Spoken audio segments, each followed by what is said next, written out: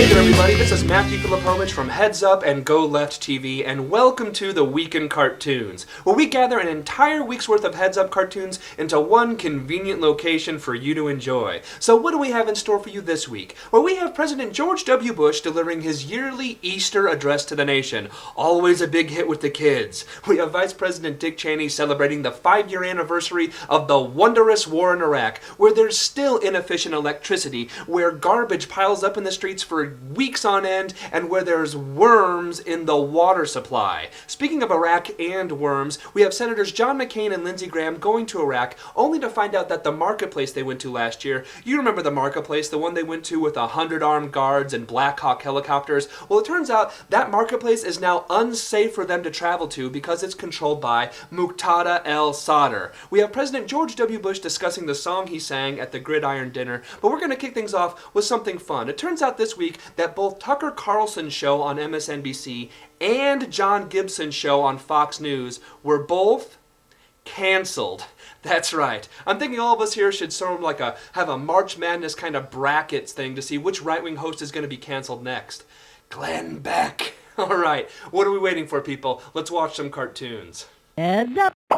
I can't believe I was canceled. Not me, not Tucker. Bartender, give me another mojito. Think you've had enough mojitos there, Tucker. Take your cancellation like a man, like Johnny Gibson over here. You can't cancel me. I'll cancel you. Oh, I just wanted a mojito.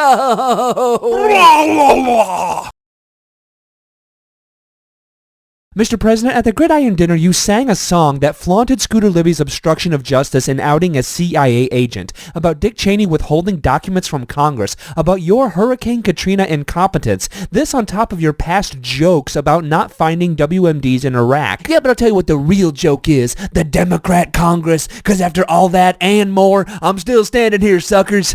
Touche.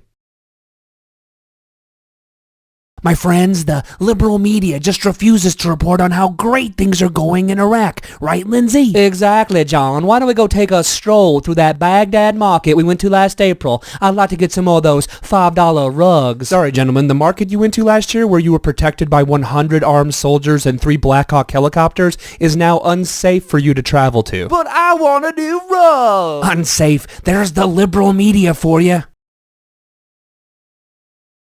Vice President Cheney, it's the 5-year anniversary of our illegal invasion of Iraq, which has been a resounding success. Sure, maybe for oil companies, mercenaries, and contractors, but in 5 years, Iraqi civilians still lack electricity. Garbage piles up in their streets for weeks, and there's worms in their water. Oh, come on, it's not, that bad. I actually have some water from Iraq. Why don't you have a drink, sir? Sure. Where's my, shotgun?